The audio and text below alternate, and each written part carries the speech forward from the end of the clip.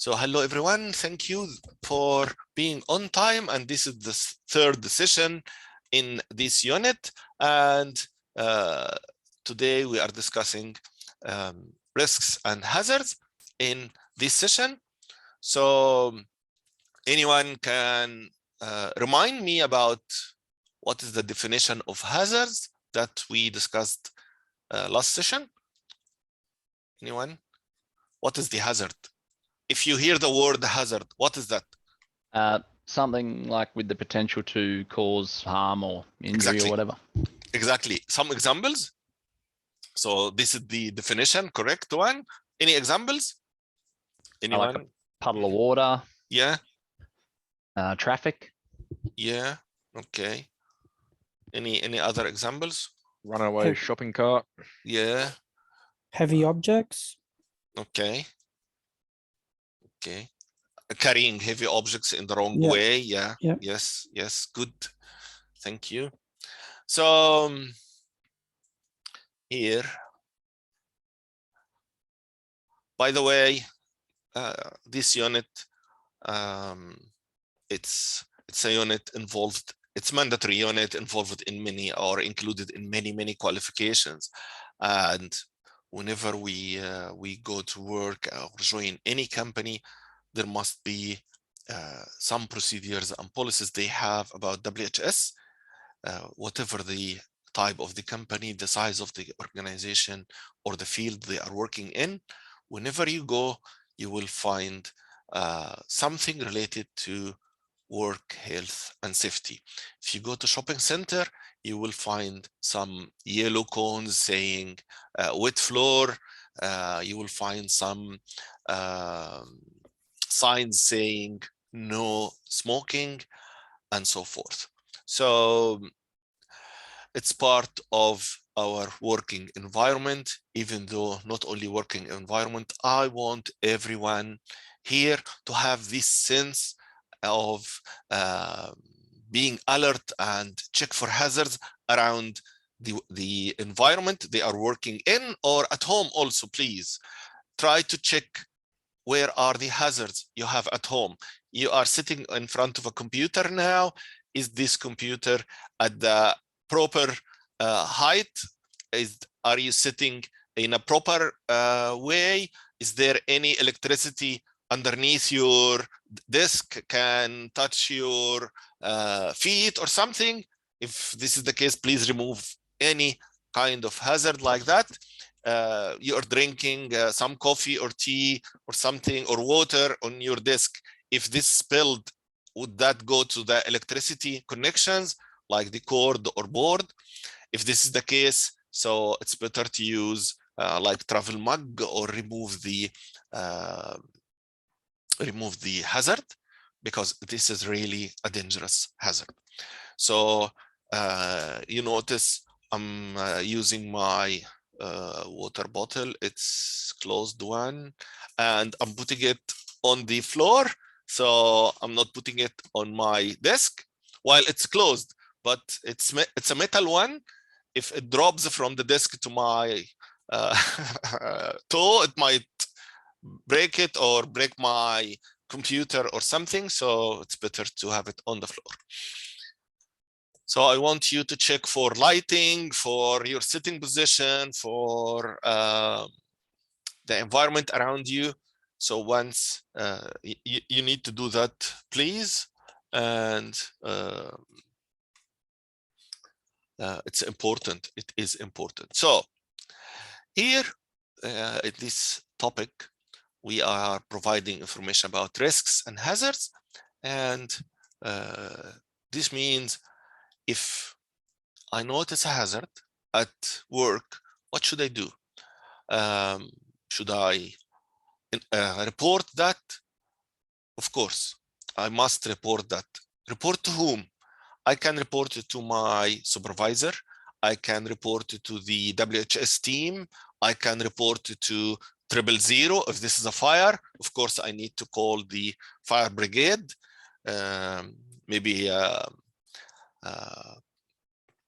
press alarm or warn everyone, or call fire warden, and so forth. So if I notice someone falling, so I need to call 000 to bring the emergency ambulance and so forth. So once we notice any hazard, we need to take some actions.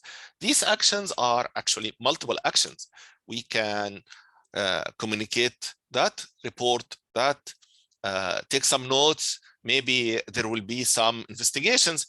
I noticed someone stealing, for example, from the shopping center. So I might take some photos or take some notes about the time, about the look of the person, about some details. Maybe the security will ask me or police will ask me, it depends. I need to work on stopping or preventing this hazard from being a hazard.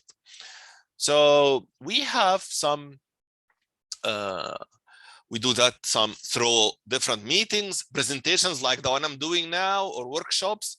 When you join a company, they have a kind of induction or orientation, and in that they tell you about the fire exits or emergency exits, fire extinguishers and different equipment they have. They are telling you about different policies. You are not allowed to smoke, for example, in TAFE campus. Or we have smoking dedicated area in some organizations. We have zero alcohol policy. So what if you are ignoring this policy and you have some alcohol with you and you're drinking that? What will be the consequence for that? So we need to know about that. We spread awareness, we tell people, and we need to learn. When I join a new company, I need to search for that and learn about that. It's important. It's my life. This is the highest priority. It's my life. In cybersecurity, the highest priority is not protecting data, it's protecting people. So then you think about data, but digital assets. But people and people's life, this is the highest priority. So we have here some communicated information. So health and safety records. So for example, I joined TAFE a few years ago, then now I have, just for example, I have high blood pressure or I'm diabetic and so forth. So I need to update my records on the HR portal, so the HR people can know about that I have a kind of risk. So if I am unconscious, they can do something, they can contact my emergency contact. So I need to put that, I need to update my records so they can know about that. Even though when they renew your driving license, in some cases they ask for some health check. So we need to do that. We need to include the hazard reports, any substances or dangerous goods you have, any injury records happened before. So we need to check on that. Different audits and review of the audit reports, different site housekeeping requirements. We consulting work team members through daily informal work consultation and regular informal meetings. So when I was working in mining, every day in the morning, we have a team meeting every day. And the first point in the team meeting, or the first item on the agenda, is WHS. Every day, 5 days a week, I was in the city. If I'm on site, it will be every day, 6 days a week or something. So it depends on the setup they have. But every day, in every meeting, we ask about WHS. So if someone has something to share, someone noticed something, it's raining, for example, today in Townsville, so you need to drive slowly, you need to have umbrella, you need to take care of wet floor and so forth. So if it's raining, the rain comes with some risks, it can create some hazards and so forth. So you need to be more cautious about the environment, what's happening around you. If it's too hot, like today, so drink lots of water, stay inside as much as you can. If you need to go outside, use sunblock, sunscreen, wearing hat, proper clothing, and so forth. Wearing PPE, we check the equipment before and during work. Even though my laptop here, maybe we think it's safe, it's secure, what could go wrong with that? No, we have teams, they check the power cord, the adapter, they check the connections, so they make sure it's safe to use it. And they do these checks regularly, sometimes every 3 months, 1 year, or every month, or every week. It depends on the equipment and the risk related to this equipment. So yes, we must have policy and follow the policy as mentioned in the chat from you guys. Thank you for your input. So we inspect the area of responsibility. Here in the area I'm working in, I have different lightings. I changed all the lightings to strong ones, LED with lots of lighting, so it can adds up to that. It doesn't affect my eyesight and the whole environment. So we must adhere to the Commonwealth and the state or territory WHS Act. So we have WHS Act in each state or territory. We have regulations and codes of practice. For example, wearing masks, social distance, hand sanitizer, getting in and out from specific entrance and specific exit and doors, gates. So these are the points we need to communicate and know about that. So in our organization, we will have the policy and we will communicate this policy to people. Part of the policy telling the people about if you want to update something on the policy, if you have some feedback, you need to go through this email or this phone number. If you need to call for emergency, so for example, TAFE in Brisbane, we call 4-4s for security teams. If something dangerous or more dangerous than that, so we call 000 for fire brigade or police or ambulance or whatsoever. So communication, I noticed a hazard. I will communicate that with other team members. Watch out for the spilled water or coffee. It's a hazard. Try to clean the area, put the wet floor sign and so forth. So we communicate, we try to fix if we are qualified to fix and authorized to do that. For example, I'm qualified as a first aider, but I'm not authorized to do that in TAFE, within TAFE. While I'm qualified, but within TAFE, I'm not recognized as a first aider. But for example, I'm renewing my first aid certificate every year because I'm a scout leader. So I'm doing that every year. And I'm authorized to use that with scouts during camping or during our meetings, weekly meetings. So in any scout event I'm there, I can use my skills or the trained skills related to first aid in case of need. I cannot do that in TAFE unless permitted. I could get permission from my manager, from the first aiders there, from WHS team and so forth. So I need to have this permission. Unless it's really something critical. And it happened, by the way, in one of TAFE campuses.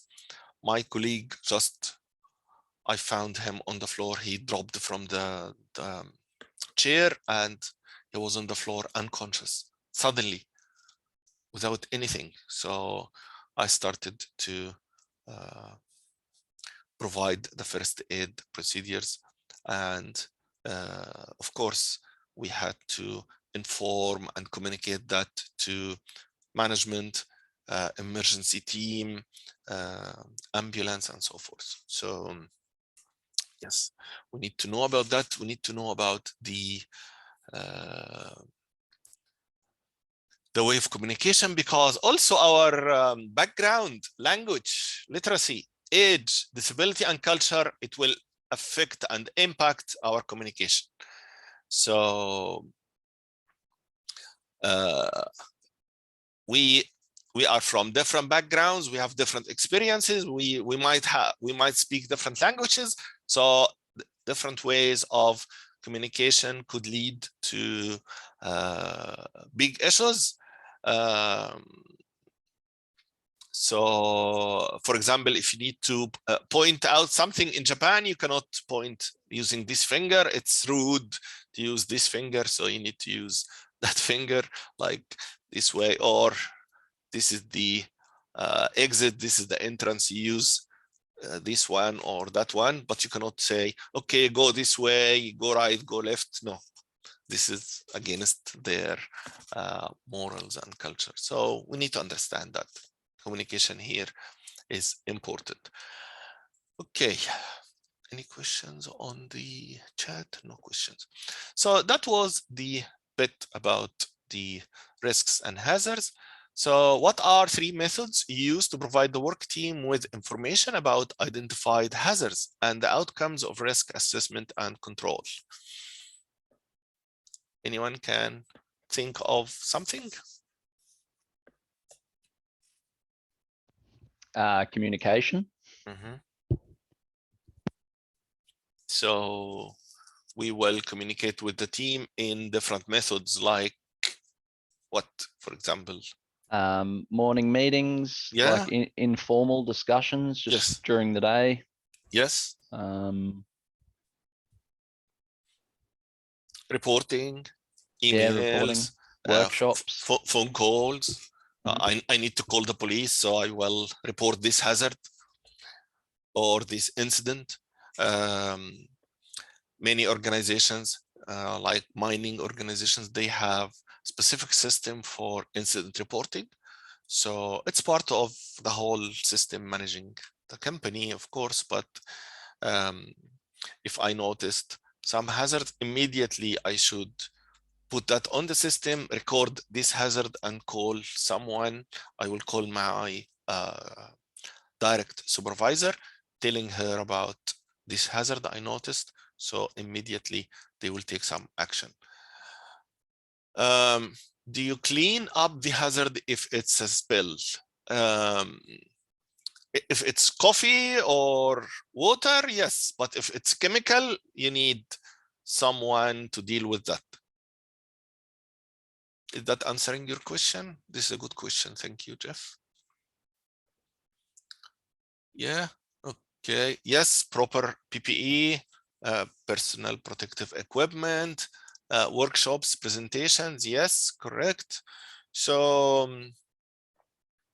I'll go back just to enable you to have a look here about honest communication.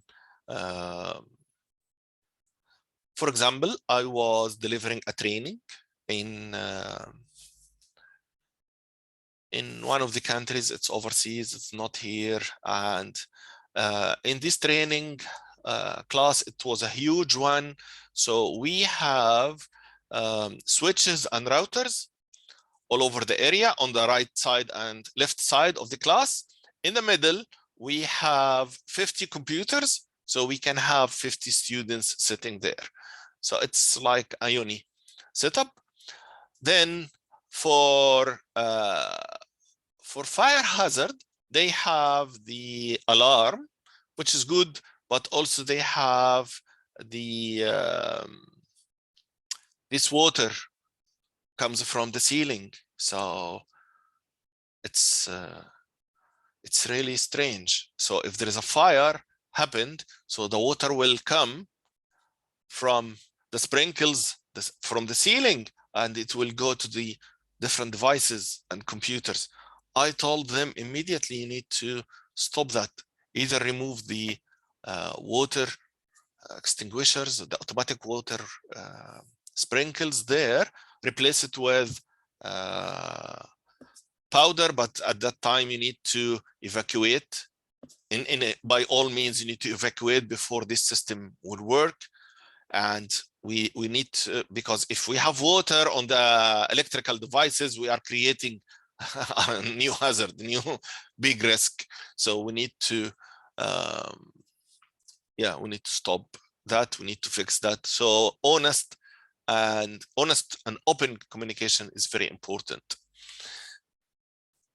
We must have policy, and we must update the policy from time to time.